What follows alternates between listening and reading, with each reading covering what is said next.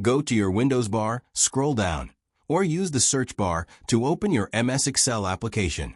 Proceed to open a new workbook, tab, or existing file. Once in your Excel app, go to your ribbon.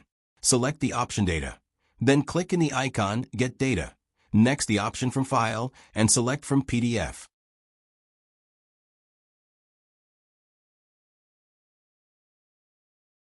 The Import Data window will pop up. Search for the PDF file you want to use and click Import. MS Excel will start the process to import the PDF data to your sheet.